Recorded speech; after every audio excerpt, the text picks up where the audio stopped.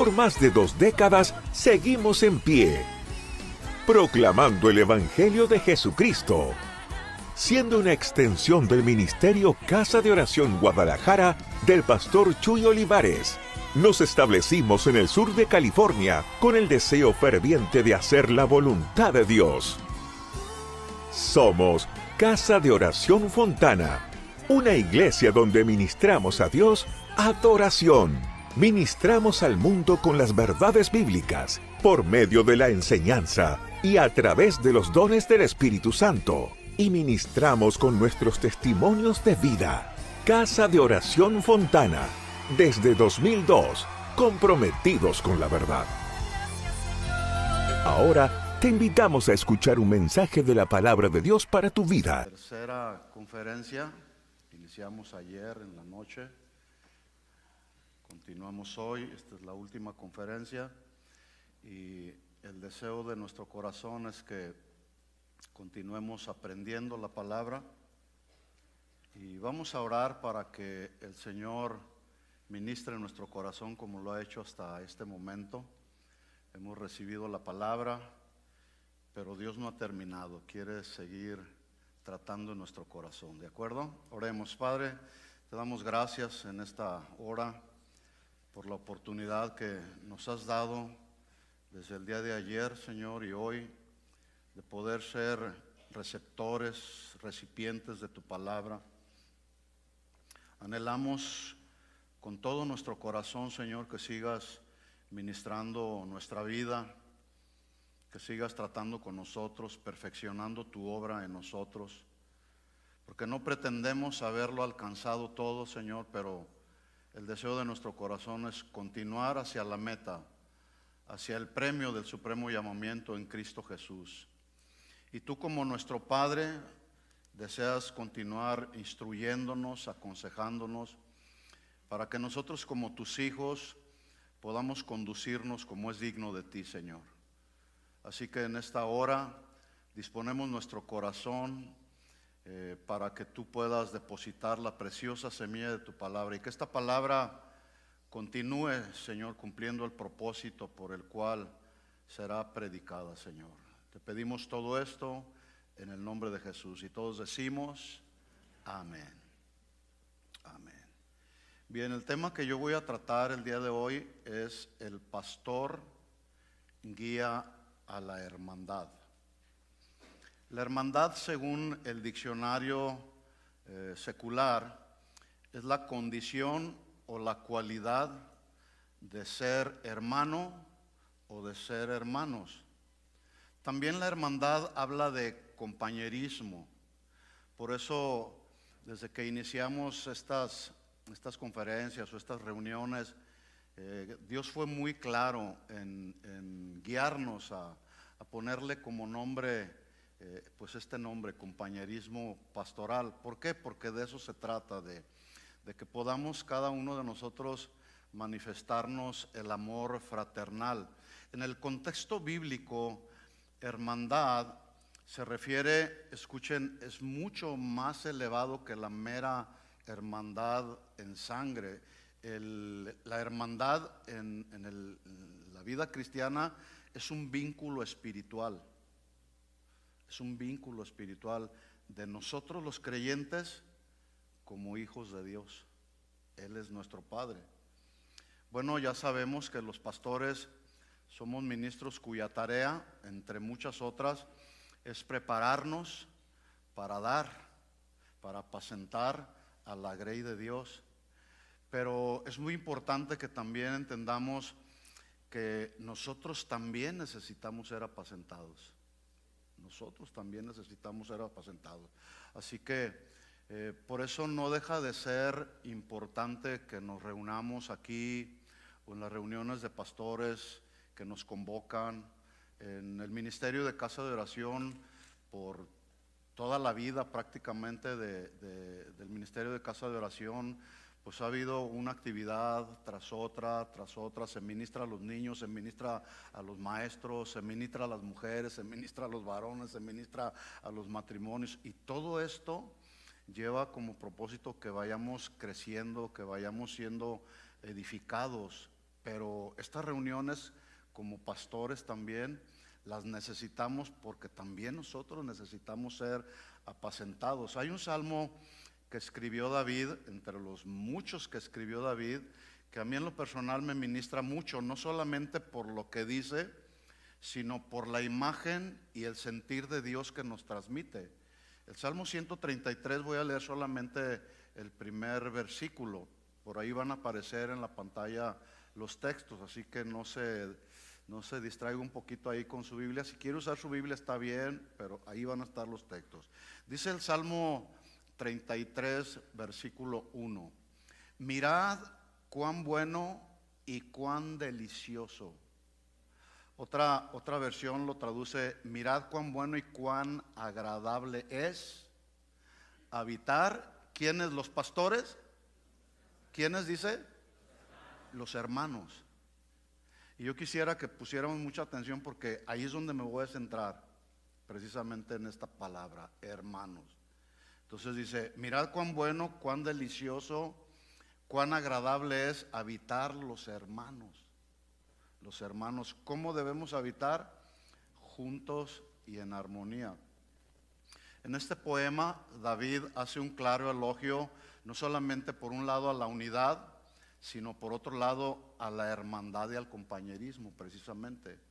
Este salmo, como muchos otros, en algún momento llegó a convertirse en un cántico que entonaba el pueblo de Israel cuando se reunían precisamente en algunas de sus fiestas anuales. Ahí en este cántico se destaca la necesidad de estrechar y de incentivar no solamente los lazos de amistad, sino, vuelvo a repetir lo que ya dije, es un claro llamado a la hermandad. ¿Qué es? Un claro llamado a la hermandad. ¿Por qué David habla de esto? Porque bueno, David conocía a Dios, tenía una relación íntima con Dios, y él pudo entender, y lo dejó plasmado en los salmos como este, él pudo entender que el deseo vehemente de Dios es que entendamos que la hermandad es un grado mayor, es decir, que está por encima no solamente de la amistad, sino de la función que cada uno desempeñamos. Y dije de la función que cada uno desempeñamos. Algunos son pastores, algunos son diáconos, algunos son ancianos, algunos son servidores aquí en el altar. Pero la hermandad, repito, está por encima de la función que cada uno desarrollamos. En este Salmo 133 también podemos nosotros hacer un cuadro en nuestra mente e imaginarnos cuando Israel llegaba al templo para adorar a Dios, para adorar a su Padre, el Padre complacido de esa adoración de su pueblo. Yo me imagino y me pongo aquí en mi mente un cuadro de la escena cuando el Padre le dice al Hijo: mira, hijo, qué bueno y qué agradable es ver a los hermanos que están juntos y en armonía. Voy a enviarles ahí mi bendición. Qué bendición, ¿no? Dios así nos ve. Dios no ve barreras. Dios no ve: yo soy de la iglesia de Southgate, yo soy de la iglesia. No. Dios nos ve a todos como sus hijos. La armonía entre el pueblo de Dios, dice ahí el texto, es buena y es agradable cuando nosotros los creyentes entendemos la paternidad de Dios. Si no entendemos que Dios es nuestro Padre, el Padre de todos, nos va a ser muy difícil poder entender este principio y de la hermandad. En otras palabras, cuando entendemos que Él es nuestro Padre celestial, y si todos y cada uno de nosotros nos tratamos, nos cuidamos, nos perdonamos unos a otros como hermanos que somos, nuestra vida va a ser muy diferente, se los aseguro. Ahí, justamente en ese trato, Dios va a enviar su bendición, porque escuchen esto: en la hermandad hay bendición. ¿Sí o no? ¿Están de acuerdo conmigo? Y si no, de todas maneras así es. En la hermandad hay bendición. Eso es lo que dice el texto. Así que hasta el día de hoy les pregunto: ¿cuántos de ustedes han sido bendecidos? Hemos sido bendecidos, ¿sí? Pero Dios nuestro Padre quiere seguir bendiciéndonos. Ya todos sabemos que el término griego para pastor se traduce como aquella persona que ejerce el pastorado en una iglesia y cuya función no solamente es la de apacentar, sino también la de conducir o guiar a la grey de Dios. Pero también el pastor debe de reconocer, como ya lo mencioné, que necesitamos ser apacentados. Así que un pastor es el que va adelante, las ovejas se sujetan y le obedecen y obedecen sus instrucciones, porque es el pastor el que va guiándoles. Y así como una congregación necesita un pastor que les guíe, así también tú y yo, pastor, tú y yo necesitamos a otro pastor, o necesitamos a un padre espiritual, o necesitamos a un instructor que también nos vaya guiando. Yo le doy gracias a Dios porque en los momentos cruciales, no solamente en mi vida familiar, sino en la vida ministerial, he tenido claramente a un pastor que me ha guiado, me ha dado el consejo adecuado, me ha ubicado, ¿verdad? Y eso es una bendición. Yo no sé si tú tienes un pastor un pastor que te instruya. Si no lo tienes, te recomiendo que lo busques, que lo tengas, ¿sí? Y no me estoy refiriendo a, bueno, nuestros pastores, el pastor Chuy Olivares, su esposa, los demás pastores que están por ahí. Ellos son nuestros mentores, nuestros instructores, pero ellos están allá, nosotros estamos acá. ¿Tienes alguien aquí de manera local con el cual puedes ir y decirle: tengo esta situación en mi vida, me está pasando esto? El día de ayer platicábamos con el pastor Luis y él me decía, de pronto en algunas reuniones de pastores nos preguntaban: ¿y tú cómo estás? No, yo estoy en victoria, yo estoy bien, me va muy bien. Y luego le preguntaban a otro: ¿y a ti cómo te va? No, excelentemente bien, yo estoy bendecido. Y luego llegaban con Luis y le decían: ¿y tú cómo estás? No estoy bien, no estoy bien. Tengo estos problemas, tengo estos otros asuntos, no sé qué hacer en esta situación. Y luego empezaba el otro: oye, yo estoy igual que tú. ¿Saben qué es lo que luego pasa, pastores? Que queremos mostrar una cara que no es nuestra realidad. Y eso no está bien, eso se tiene que acabar eso. Nosotros los pastores somos tan normales como las mismas ovejas. Los problemas que tienen las ovejas también las tenemos nosotros. Las situaciones en la vida matrimonial, en la vida familiar, también las tenemos nosotros. Algunas ocasiones yo les digo a las personas de la congregación, les digo: si ustedes no creen que yo estoy en la misma situación de ustedes o atravieso por las mismas situaciones que ustedes, si ustedes piensan que yo no tengo problemas, si quieren se los cambio. Ustedes me dan sus problemas, yo les paso los míos y entonces a ver de cómo nos va, ¿no? Así que nosotros como pastores, repito esto, también necesitamos un pastor que nos esté apacentando, ¿verdad? Pablo hizo precisamente esta función, la función no solamente de un padre, sino de un instructor con Timoteo, ¿sí? Ahí en 1 Timoteo 1:1 dice la escritura: Pablo, apóstol de Jesucristo por mandato de Dios, nuestro Salvador, y del Señor Jesucristo, nuestra esperanza, a Timoteo, ¿cómo dice? Verdadero hijo en la fe, gracia, misericordia y paz de Dios nuestro Padre, de Cristo Jesús nuestro Señor. Y otra versión dice, añade, de Cristo Jesús nuestro hermano mayor. ¿Se fijan cómo alcanzan a ver ahí la relación de hermandad entre el Padre, el Hijo y el Hijo con nosotros como nuestro hermano mayor? Así que mi tema es: el pastor, nosotros los pastores guiamos a la hermandad, guiamos a la congregación, a la hermandad, pero también nosotros debemos ser guiados a la hermandad. ¿Por qué el mensaje? Porque el deseo de Dios como nuestro Padre es precisamente que nosotros los pastores veamos a su iglesia como Él la ve. Pero también el deseo de Dios es que nosotros los pastores nos veamos como Él nos ve. Y justamente ahí está el problema a veces, que nosotros no, hay ocasiones en que nosotros no nos vemos como Dios nos ve. ¿Cómo Dios nos ve? Dios nos ve como pastores a quienes nos ha delegado una función por su gracia y por su misericordia. No es por nuestras habilidades, no es por nuestro carisma, como nos decía ayer el pastor John. No, es por su gracia. Todo gira alrededor de su gracia. Fuimos salvos por gracia, recibimos al Espíritu Santo por gracia, fuimos justificados por su gracia, somos santificados gracias a la obra del Espíritu Santo en nosotros. Todo es por gracia. El mismo Pablo lo reconocía. No yo, sino la gracia de Dios en mí. Así que digan conmigo, si puedes decir conmigo, el pastorado es una función. El pastorado es una función, pero escucha, Dios nos ve principalmente como sus hijos que formamos su familia.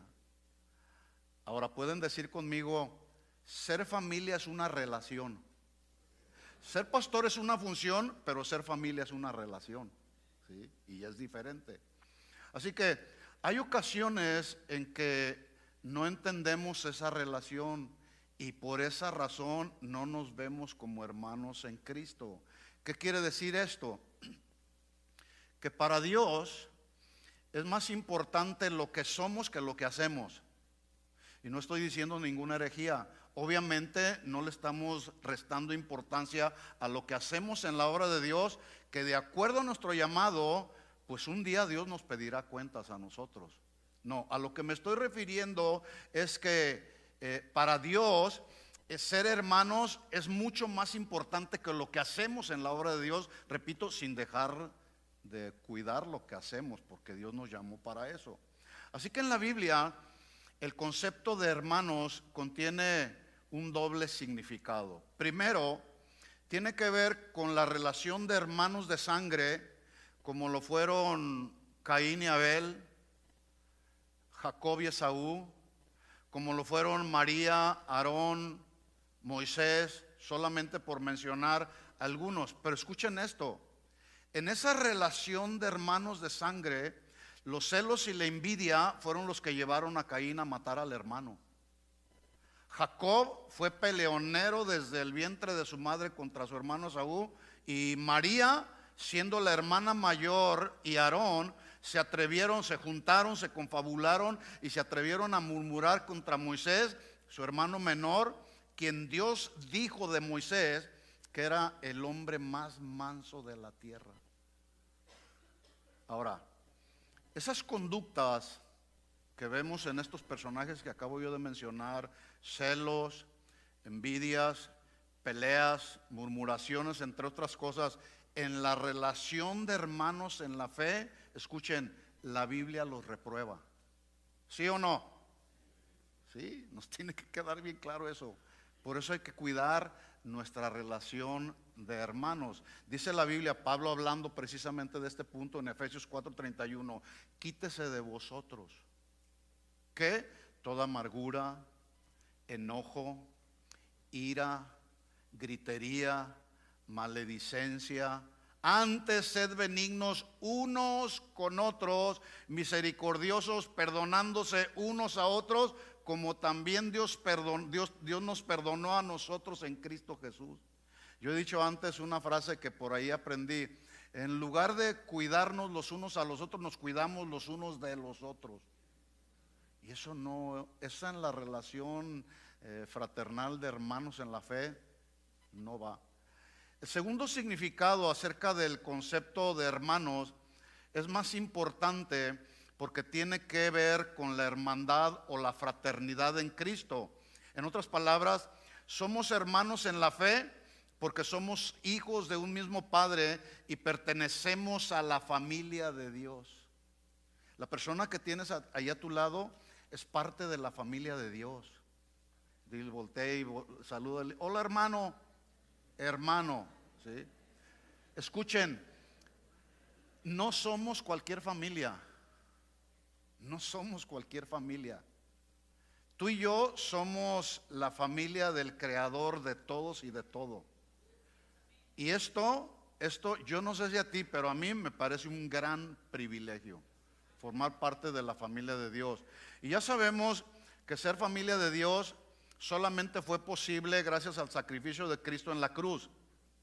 La secuencia es más o menos así. Todos lo sabemos, pero es bueno recordarlo. Primero, recibimos el regalo de la salvación, que ya dije, es solo por gracia. Nosotros no tuvimos que hacer nada. Luego, Él nos hace nacer de nuevo, para luego entonces, debido a eso, Él otorgarnos el derecho a ser hechos pastores o profetas o evangelistas. Él nos otorgó el derecho de ser hechos sus hijos, porque no éramos. Así lo confirma Juan 1:12. Mas a todos los que le recibieron, a los que creen en su nombre, les dio potestad de ser hechos hijos de Dios, los cuales no son engendrados o concebidos de sangre, ni de voluntad de carne, ni de voluntad de varón, sino de Dios. Tú y yo fuimos engendrados por Dios. Tenemos los genes de Dios, tenemos la naturaleza de Dios, ¿sí? Así que primero somos llamados hijos y luego somos llamados al ministerio. ¿Estamos de acuerdo en eso? Escuchen, hermanos pastores, con todo respeto quiero decirlo. Si logramos abrazar esta verdad, les aseguro que el trato entre nosotros no solamente va a ser saludable, sino va a ser bendecido y va a ser edificado. Y de eso se trata precisamente, de que seamos bendecidos los unos a los otros. No que podamos decir, yo soy de este, yo soy de aquel, yo simpatizo con aquel, yo soy más amigo de fulano de tal que de aquel. No. Somos parte de la familia de Dios. Si entendemos esta verdad acerca de la hermandad, vuelvo a repetir, nuestra relación entre nosotros será saludable, bendecida y muy edificada. ¿Por qué? Porque en la relación fraternal hay bendición y hay edificación. La Biblia narra en Mateo capítulo 12 que una ocasión alguien le dijo a Jesús, Mateo 12:47 dice, he aquí tu madre y tus hermanos están afuera y te quieren hablar. Respondiendo él a quien le decía esto, dijo, ¿quién es mi madre y quiénes son mis hermanos? Extendiendo su mano Jesús hacia sus discípulos, le dijo, he aquí a mi madre, he aquí a mis hermanos, porque todo el que hace la voluntad de mi Padre que está en los cielos, ese es mi hermano y esa es mi hermana y esa es mi madre. Así que si tú y yo estamos haciendo la voluntad del Padre, somos hermanos. Él es nuestro hermano mayor, ¿sí? Al decir esto Jesús, por supuesto, no estaba menospreciando el vínculo de la familia de sangre. Más bien, el deseo de Jesús mismo era que se entendiera que su vínculo como el hermano mayor con los creyentes es aún más fuerte que el vínculo que hay con los hermanos de sangre. Así que vuelvo a repetir, primero somos y luego hacemos. Como los hijos de Dios, formamos la familia de Dios. Digan conmigo, yo soy parte de la familia de Dios. Y ya nos decía muy bien el pastor Luis, esta palabra iglesia es la palabra del griego eklesia, que significa una asamblea, una congregación, una comunidad de creyentes que se reúnen o nos reunimos para adorar al mismo Padre. Todos hace un momento adoramos al mismo Padre, ¿sí? Sino también se reunían o nos reunimos como hermanos que reconocemos que somos el cuerpo de Cristo. ¿Qué somos? El cuerpo de Cristo, ¿sí? Y Pablo les preguntó a la iglesia de los Corintios, él les dijo, ¿acaso está dividido Cristo o acaso está dividido el cuerpo de Cristo? ¿Cuál es la respuesta? No estamos divididos. Las separaciones han hecho mucho daño a la iglesia en el día de hoy. Hoy dicen yo soy, y les ponen ahí un nombre extra, yo soy de allá, yo soy de acá. La eclesia representa a los santos hermanos que han sido apartados y santificados en Cristo. Así que para Dios como nuestro Padre es mejor ser que hacer. Escucha, ser iglesia o eclesia es un llamado a dejar de ser del mundo para ser de Dios. ¿Cuántos son de Dios? Ya dejamos de ser el mundo, ahora somos de Dios. Ser eclesia o ser su iglesia es un llamado a renunciar y a dejar la ciudadanía del mundo para adquirir la ciudadanía de Dios. Por ejemplo, yo en este país tengo la doble ciudadanía, tengo la ciudadanía de México y tengo la ciudadanía de este país, pero en el reino de Dios es diferente. En el reino de Dios no se acepta la doble ciudadanía, ¿sabían eso? O somos de Dios o no somos de nadie. ¿Sí? Por ejemplo, los valdenses, que fue un movimiento cristiano que surgió por allá en el siglo XII, fundado por un hombre llamado Pedro Baldo. Ellos fueron perseguidos brutalmente por la Iglesia Católica debido a que aceptaron e hicieron de la Biblia su única regla de autoridad, de fe y de conducta. Bueno, estos valdenses, ellos como buenos cristianos, instruían a sus hijos y les decían con toda convicción, les decían: ustedes o son de Cristo o no son de nadie. ¿Sí? Nosotros o somos de la familia de Dios o hay algo diferente y hay un problema con nosotros. ¿Cuándo?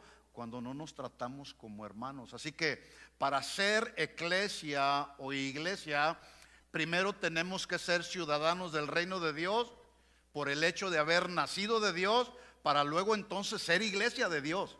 ¿Sí? Jesús le dijo a Nicodemo en Juan capítulo 3, un pasaje que todos conocemos.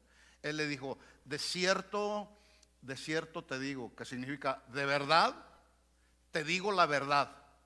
Y Jesús hacía énfasis en esto: de cierto te digo la verdad, el que no naciere de nuevo no puede ver el reino de Dios. Y a veces es increíble que luego tenemos personas en nuestras congregaciones que nunca han escuchado precisamente del nuevo nacimiento, y de pronto salen las sorpresas, ¿no? Pues es que yo no jamás había escuchado que yo necesitaba nacer de nuevo para poder ver el reino de Dios. Bueno, nadie que no sea ciudadano del reino puede ser parte de la iglesia de Dios. Y así como en las elecciones, ningún ciudadano puede votar por el presidente de otro país, ¿verdad que no se puede? Tiene que ser, ¿qué? Un ciudadano de ese país. Asimismo, nadie que no sea hijo de Dios puede ser considerado parte de la eclesia o de la asamblea donde se reúnen los hermanos para adorar al Padre. No se puede.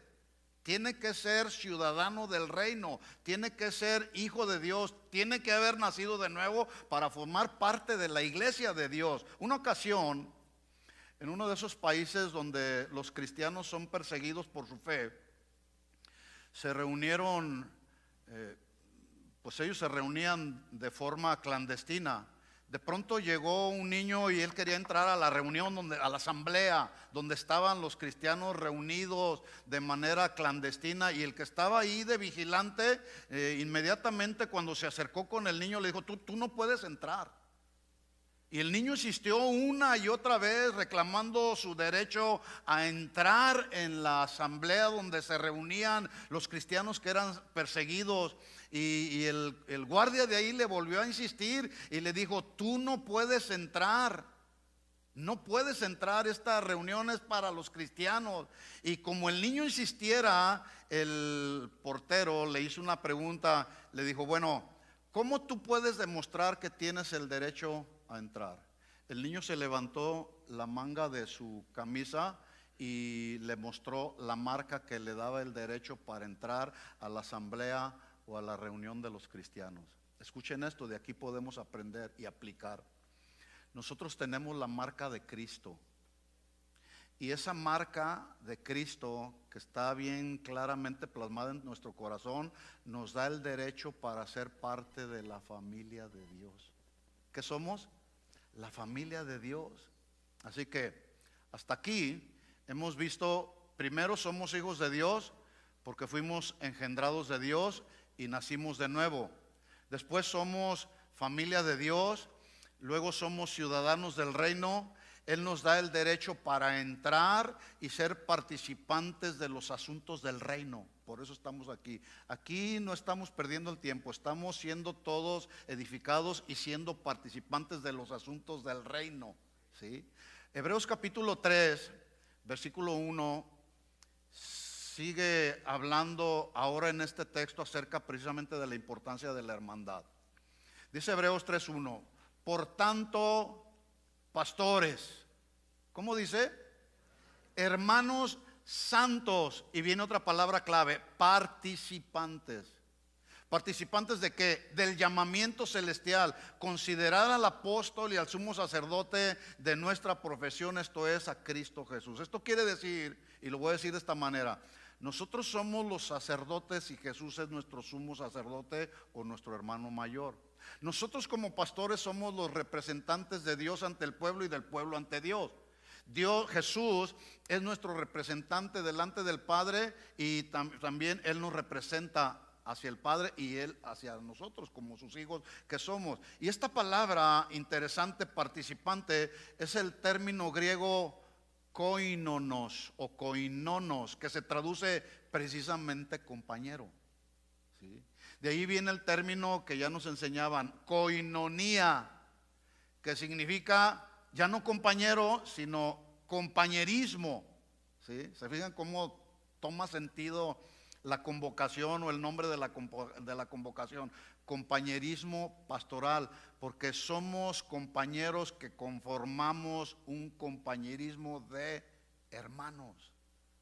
De hermanos, porque hemos participado de la misma salvación, hemos participado de la misma justificación, hemos participado de la misma redención, todos tenemos un Padre. Así que, mis hermanos pastores, nos tiene que quedar bien claro que cuando se trata de la iglesia o de la familia de Dios, se tienen que acabar los prejuicios ministeriales.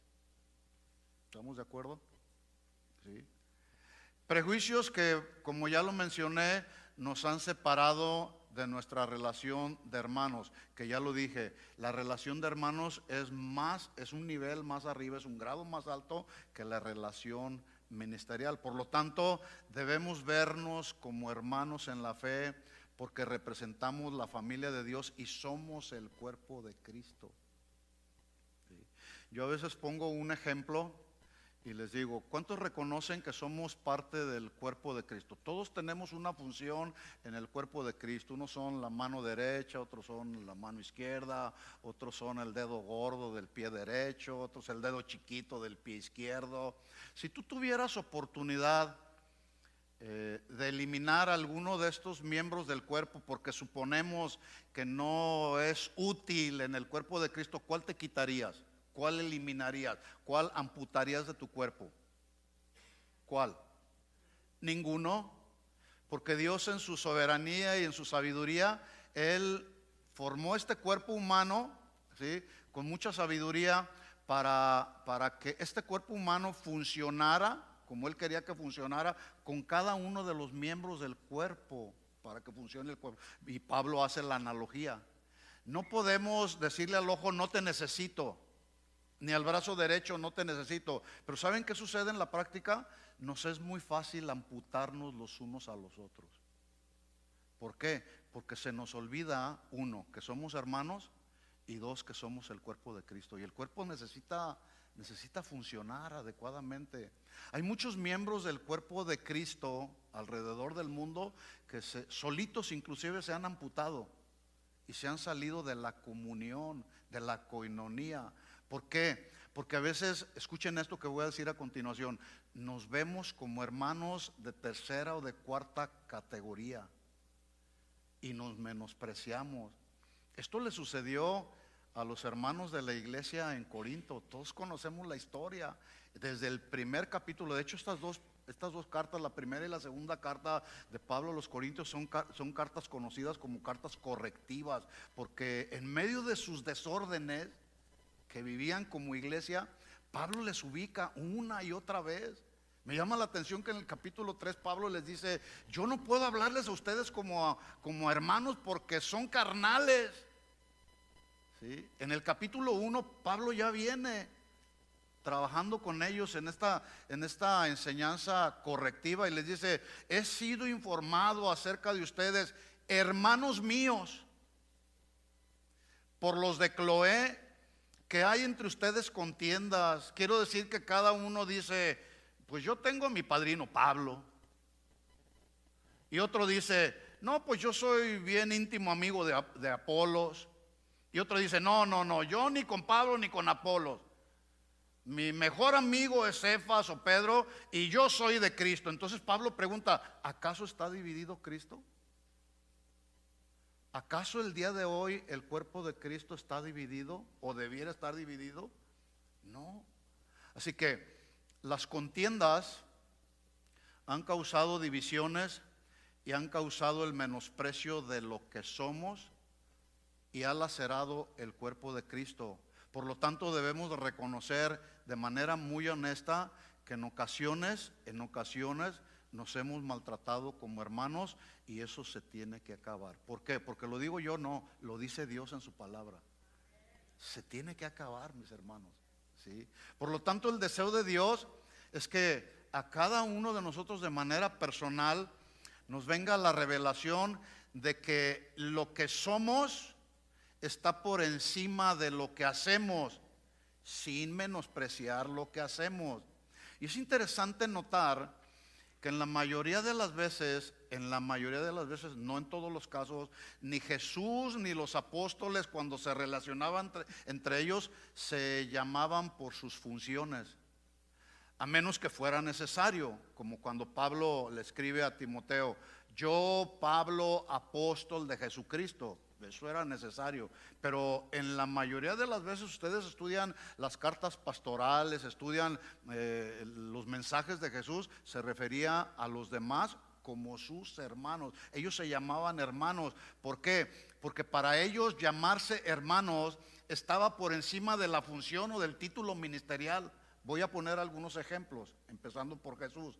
Una vez que Jesús resucita, se aparece a María Magdalena y le dice ahí en Juan capítulo 20 versículo 15, la mujer le dice, más bien Jesús le dice, mujer, ¿por qué lloras? ¿A quién buscas? Y ella, pensando que era el hortelano, le dijo, Señor, si tú te lo has llevado, dime dónde lo has puesto y yo lo llevaré. Jesús le dijo, María. Y volviéndose ella, le dijo Raboni, que quiere decir maestro. Y Jesús le dijo, no me toques, porque aún no he subido ¿a quién? No he subido a mi Padre, mas ve a mis hermanos. No le dice, ve a los apóstoles, ¿sí? Ve a mis hermanos y diles que yo, el hermano mayor, subo con el Padre a mi Dios y a vuestro Dios, como nuestro Padre. Versículo 18. Fue entonces María Magdalena para dar a los discípulos las nuevas de que había visto al Señor y que Él había dicho estas cosas como hermano. ¿Se fijan cómo Jesús, este es solamente un pasaje, pero hay muchos otros, ¿sí? Donde Jesús se refiere a la gente que Él ministraba como sus hermanos, ¿sí? Otro ejemplo, Apocalipsis capítulo 1 versículo 9. Ahora el ejemplo lo vemos en Juan. ¿Quién era Juan? Juan era uno de los apóstoles de Jesucristo, aquel que se recostaba en el pecho de Jesús, ¿lo recuerdan? El llamado apóstol del amor también.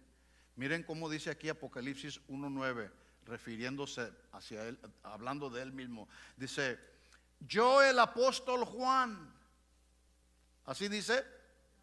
¿Cómo dice?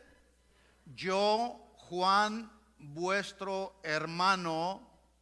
Y aquí viene otra palabra, copartícipe, que es un derivado de la palabra koinonos, que ya dijimos que se traduce compañero. Entonces dice, yo Juan, su hermano y compañero vuestro en la tribulación. Somos hermanos y compañeros cuando estamos atravesando por alguna tribulación, porque somos tan normales, como ya lo dije, como toda la gente. Pero a veces escondemos nuestras luchas, nuestras tribulaciones, cuando podemos tener la bendición de poder ir con un amigo y decirle, estoy atravesando por una tribulación, por una prueba, tengo esta necesidad. Si es que entendemos este principio de hermandad, y Juan lo estaba entendiendo en este versículo, yo Juan, hermano vuestro, copartícipe en las tribulaciones, pero también en el reino y en la presencia de Jesús. Pedro, este es otro ejemplo, en su segunda carta, hablando de la segunda venida del Señor, miren ahora lo que escribe Pedro, segunda de Pedro capítulo 3, versículo 15. Y tened entendido que la paciencia de nuestro Señor es para salvación. ¿Cuántos saben que Dios es paciente con nosotros? ¿Sí? Muy paciente, demasiado paciente. Bueno, es que la paciencia es uno de los atributos de Dios. Si Dios no fuera paciente, entonces, pero también Él es justo y Él nos disciplina. Entonces dice, teniendo entendido que la paciencia de nuestro Señor es para salvación, como también nuestro apóstol Pablo, ¿cómo dice? Nuestro amado hermano Pablo. ¿Quién lo dijo? Pedro. ¿Sí? Pedro, que ya a este punto ya era considerado un pilar en el cuerpo de Cristo, uno de los apóstoles de Jesucristo, igual que Pablo, ¿sí? Pero miren cómo se refiere Pedro de Pablo, nuestro amado hermano Pablo, según la sabiduría que le ha sido dada, os ha escrito. Y ahí sigue narrando otras cosas. Ahora, yo quiero que veamos en uno de los concilios más importantes, que fue el concilio de Jerusalén, donde los guías de la iglesia se reunieron para resolver una pregunta que estaba provocando contiendas y muchos conflictos doctrinales. Ellos se reunieron para darle respuesta a la pregunta: ¿qué debe de hacer una persona para obtener la salvación? ¿Hacer obras o recibir la salvación por la gracia? Esa era la pregunta. Y ahí estaban, imagínense ustedes la escena, todo un grupo de guías de la iglesia, de pastores, apóstoles, quizá había profetas ahí. Pero notemos cómo en esta reunión, una de las reuniones más importantes, notemos cómo se hablaron entre ellos. Se hablaron no de acuerdo a la función, sino de acuerdo a la relación. Hechos capítulo 15, no voy a leer todo el pasaje, solo voy a mencionar algunos textos para hacer énfasis en lo que quiero resaltar. Hechos capítulo 15, versículo 7 dice: y después de mucha discusión, ¿sí?, entre el asunto, no, que es por obras, no, que es por gracia, no, y se imaginan ahí la escena. Bueno, después de mucha discusión, que dice el apóstol Pedro, ¿cómo dice? Pedro, simplemente Pedro. Pedro se levantó y les dijo: profetas, evangelistas, teólogos. ¿Qué dijo Pedro? Varones hermanos, vosotros sabéis. Y ya sigue diciendo, hay otras cosas. Vamos hasta el versículo 12, de ahí mismo del capítulo 15. Entonces toda la multitud cayó y oyeron al gran apóstol Bernabé y al apóstol Pablo. ¿Cómo se lee? Oyeron a Bernabé, oyeron a Pablo, que contaban cuán grandes señales y maravillas había hecho Dios por medio de ellos entre los gentiles. Versículo 13. Y cuando ellos callaron, el gran tremendo evangelista, apóstol y profeta Jacobo dijo esto.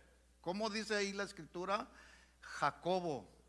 Dice que Jacobo, simplemente Jacobo, respondió diciendo, ¿qué dice? Varones hermanos. Ahí está otra vez. ¿Alcanzan a ver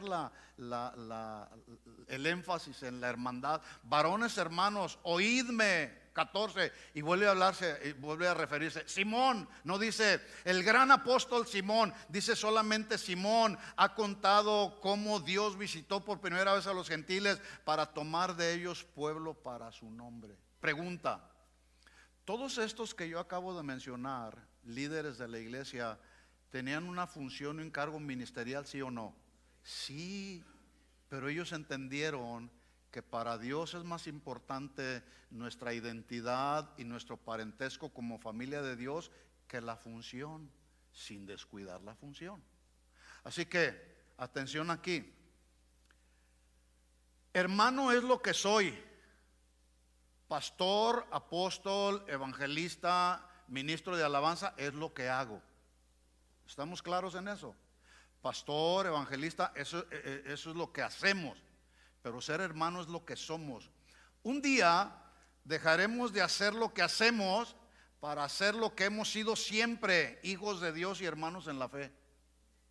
¿Sí? Las únicas relaciones que permanecerán serán la paternidad de Dios y la hermandad.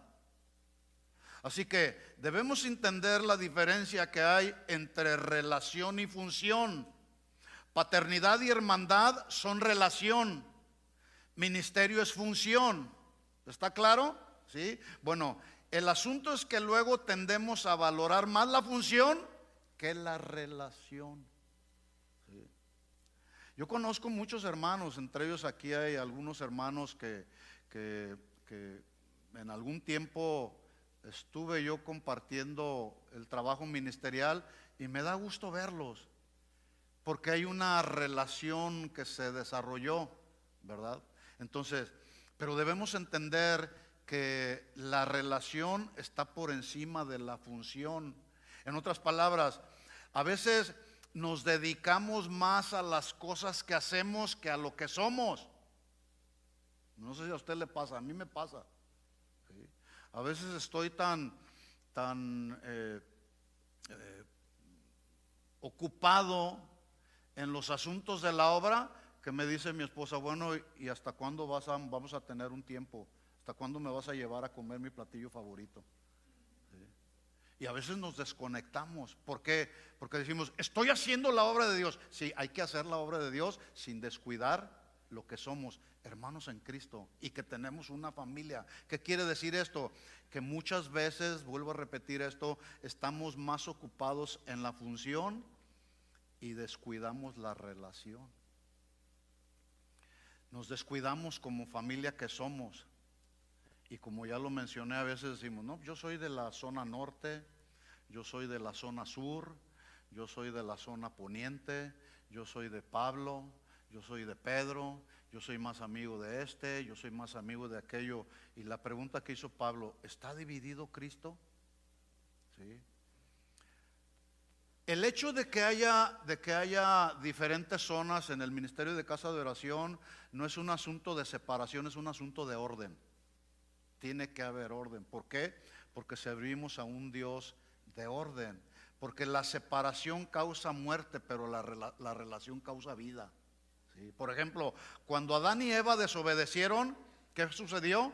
Se separaron de Dios y les vino lo que Dios les había prometido. Él les dijo, de este árbol y de aquel árbol pueden comer, pero de este no, porque de cierto morirán. ¿Qué les dijo Satanás? No, no vas a morir, no pasa nada. Sí, sí pasa. Viene la separación y como consecuencia de la separación viene la muerte. Pero Cristo, esta es la buena noticia, con su muerte resolvió ese problema de separación para restaurar nuestra relación con el Padre y aparte darnos vida y vida en abundancia y una nueva vida en Cristo. ¿No te da gusto eso? ¿Puedes darle un aplauso de alabanza al Señor?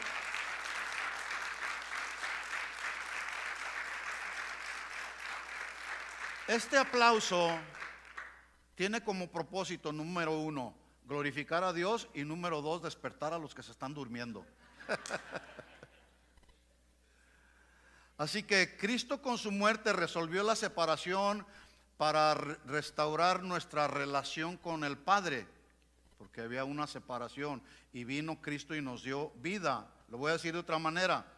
La salvación fue la función que Cristo logró para nosotros. La reconciliación con el Padre fue la restauración de la relación que se había perdido a causa del pecado. ¿Sí me di a entender? ¿Sí? Por lo tanto, el deseo de Dios es que fomentemos la relación por encima de la función. ¿Sí? Y otra vez lo digo, sin descuidar la función. Mira lo que dice Jesús, el autor de Hebreos, escribiendo lo que dice el autor de Hebreos escribiendo de Jesús como el autor de la salvación. Hebreos capítulo 3, versículo 10. Dice 3:10 de Hebreos, porque convenía a aquel Jesús, por cuya causa son todas las cosas y por quienes todas las cosas subsisten, que habiendo de llevar muchos pastores, profetas, evangelistas, ¿cómo dice? Que habiendo de llevar muchos hijos a la gloria. ¿Sí? Cristo murió para llevar muchos hijos a su gloria. Allá seremos hijos, porque la función se acabará. Allá ya no va a haber, tú eres el pastor, tú eres el profeta, tú eres esto, tú eres aquello. Allá no va a haber nada.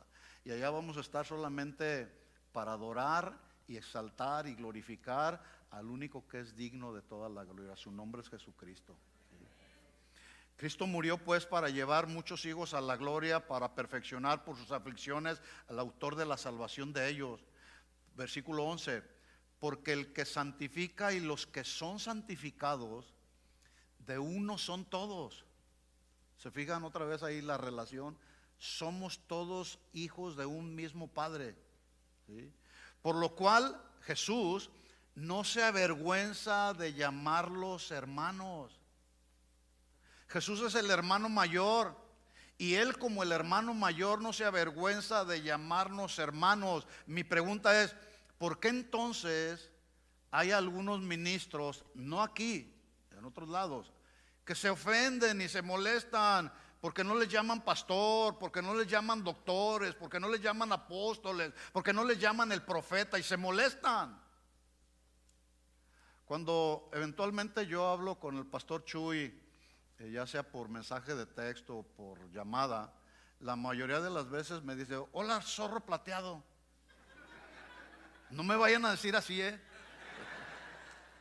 O a veces me dice: hola, zorro del desierto californiano. Y yo no le digo: ¿qué, no sabes quién soy yo? No, saben, es que hay una relación. Y para mí esa relación, él como mi pastor, como mi instructor, como mi mentor, para mí eso es muy importante. Está por encima de la función que hago. Y yo no me tengo que ofender, ni tú tampoco, porque no te dicen pastor, ¿sí?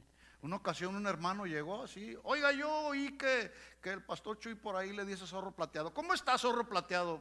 Yo le dije: estoy bien, ¿sí? Pero a veces hay quienes se molestan porque no les dicen pastores o profetas.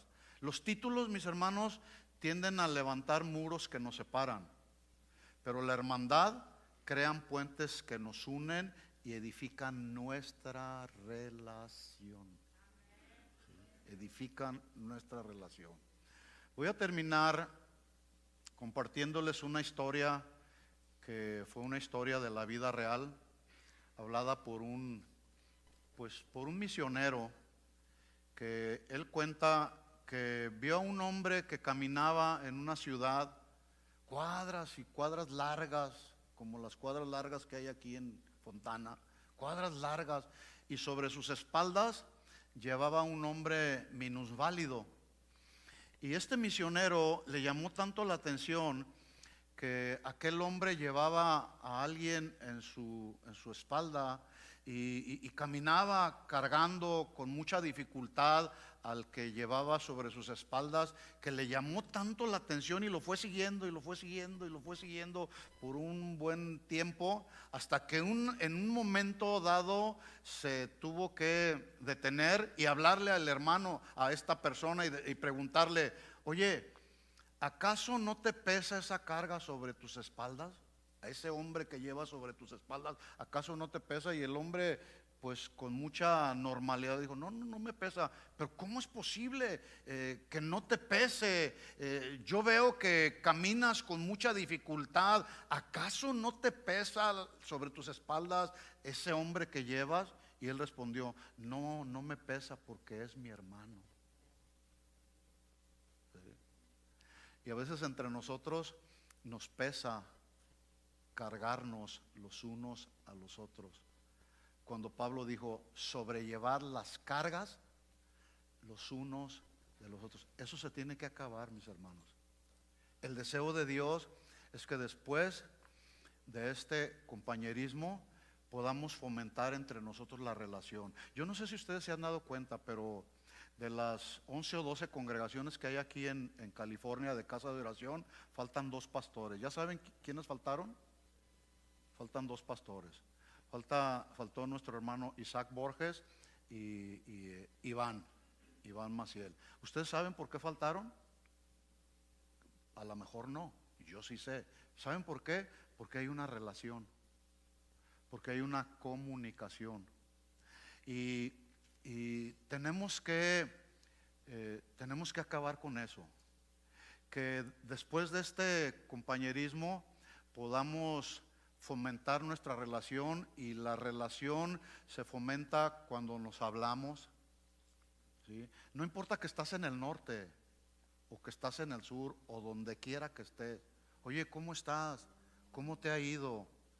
Hay algo en lo que podamos ayudar. Hace unas semanas atrás me llamó uno de los pastores de Utah.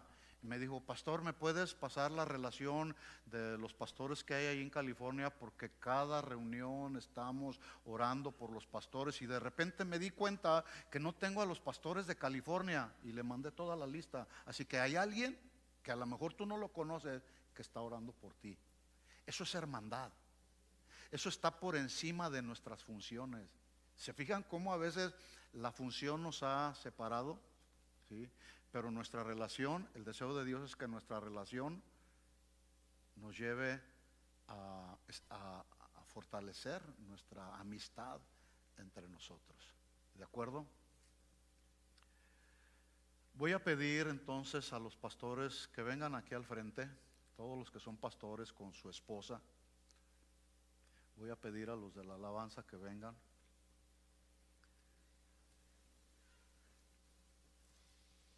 Vengan aquí a los pastores al frente, si se ponen de frente a la congregación. Todos los pastores que vienen representando las diferentes casas de oración. Vete, Rodrigo.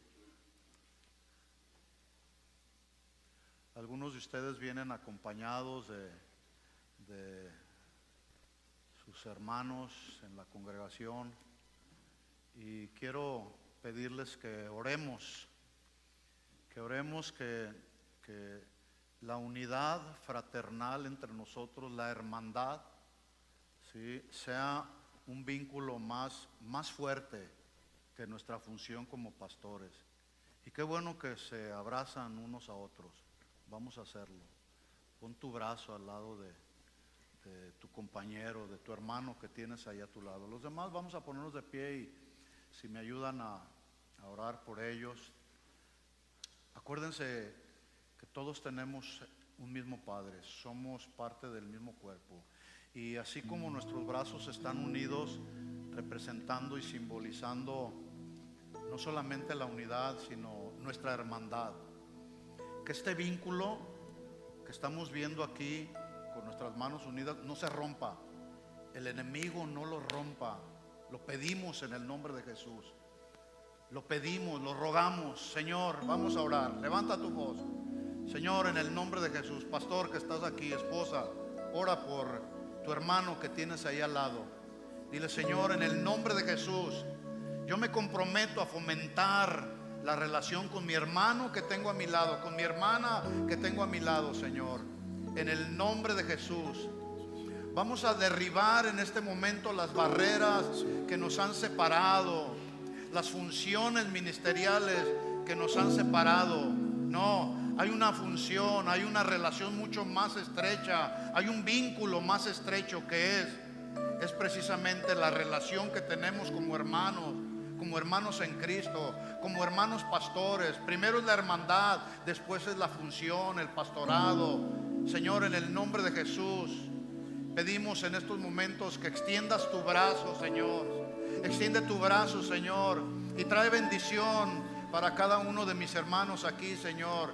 Trae de la sabiduría, Señor, para que nos venga el entendimiento y la revelación, que debemos poner por encima nuestra relación que la función, sin descuidar la función, Señor. El llamado que tú nos has hecho, Señor, a ser pastores diligentes, que apacentamos tu grey, Señor, dispuestos a cumplir con las reglas, con los mandamientos, con los principios que tú nos has dejado establecidos en tu palabra, Señor.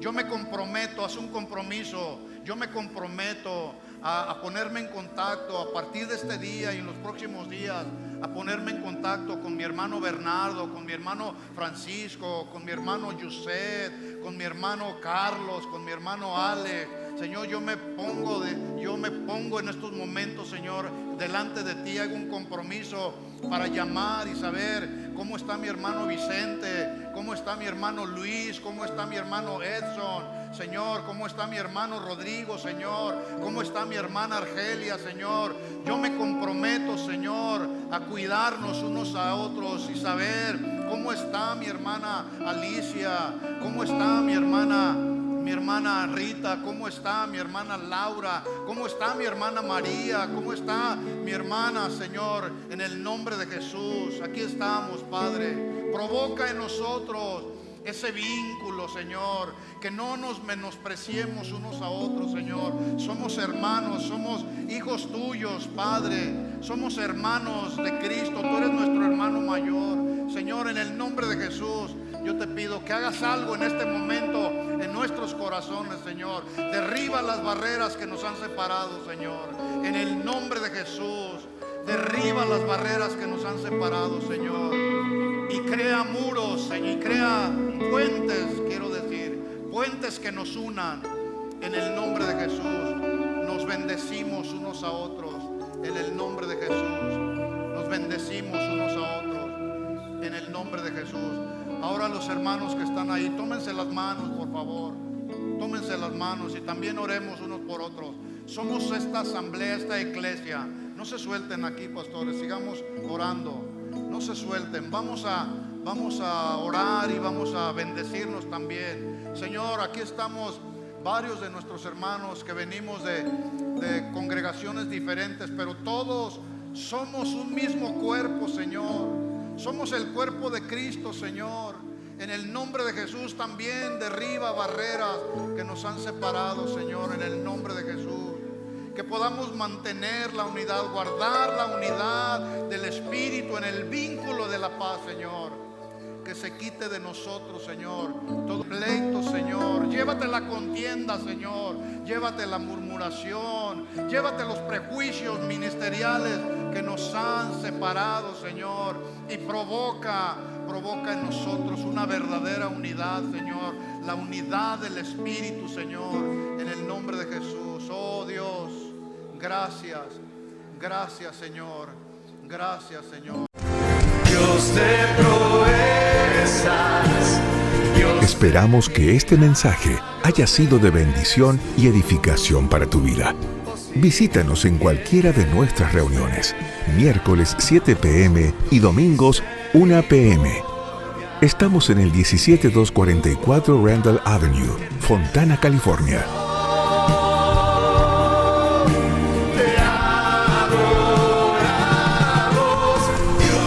Síguenos en nuestras redes sociales y también puedes encontrar todas nuestras actividades, información y mucho material para tu crecimiento espiritual a través de nuestro sitio web.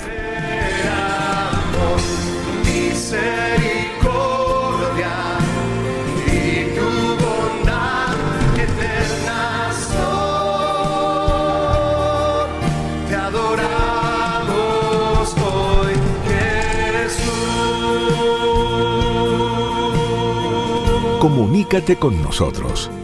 Casa de Oración Fontana. Estamos para servirte. Levantamos tu nombre.